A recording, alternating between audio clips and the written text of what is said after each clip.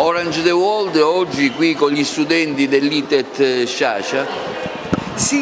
il Sor Optimist prosegue le sue iniziative nell'ambito di Orange the World, lo stiamo facendo oggi con gli studenti dello Sciascia, parleremo di violenza, riteniamo che sia fondamentale agire proprio sulle giovani generazioni, su questa tematica ma non solo su questa, quindi oggi insieme alle amiche Olga Milano e Rosaria Leto parleremo di violenza ai giovani. Il nostro Orange the World comunque continua, sono in allestimento gli alberi della gentilezza nelle scuole e poi chiuderemo il 10 con il passaggio della campana.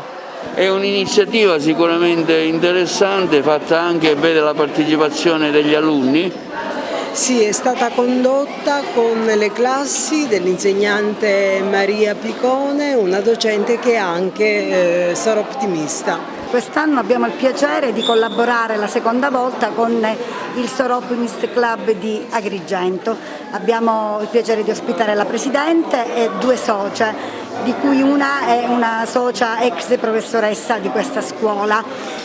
Questa collaborazione parte dal fatto che in comune si ha una riflessione sulla violenza di genere come violazione dei diritti umani e quindi idealmente congiungere la data del 25 novembre al 10 dicembre che è la giornata dei diritti umani e in questo abbiamo riflettuto con le classi la vera attività, chiaramente l'attività didattica giornaliera in cui abbiamo dibattuto dei problemi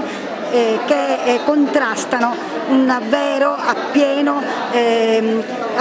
realizzazione delle donne, perché sempre una cultura maschilista, sessista fa sì che siano sempre rapporti di potere e non rapporti pari, rapporti di collaborazione, di armonia tra i due sessi. Questo l'abbiamo fatto in una logica di lettura di leggi nazionali, internazionali, fra cui la Convenzione di Istanbul e veramente grazie alla professoressa di diritto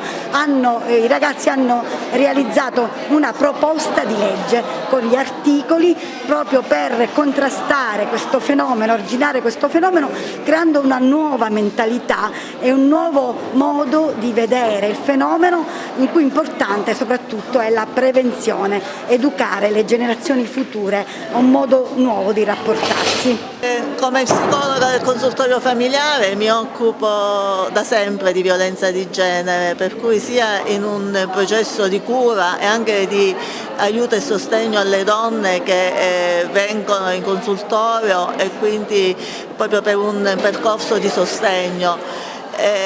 Altro aspetto però che qui in questo momento ci coinvolge è la prevenzione, perché la violenza di genere si può prevenire con un'azione di un'educazione alla parità di genere che è una conditio sine qua non per questo, in questo il Sor Optimist è uno degli obiettivi primari del Sor Optimist. Un altro aspetto è proprio l'educazione all'affettività che probabilmente è l'unica strada da perpetrare addirittura fin dalla scuola materna.